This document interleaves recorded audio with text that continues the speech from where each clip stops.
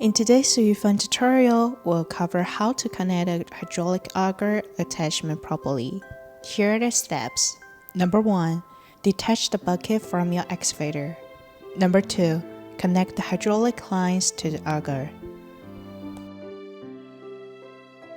Number 3. Ensure the other end of the lines matches the reserved hydraulic ports. Now you know how to connect your hydraulic auger properly. Remember, different attachments may have unique connection methods. If you need more installation or replacement guides, you can check out our video or visit YUFAN website for more handy tips.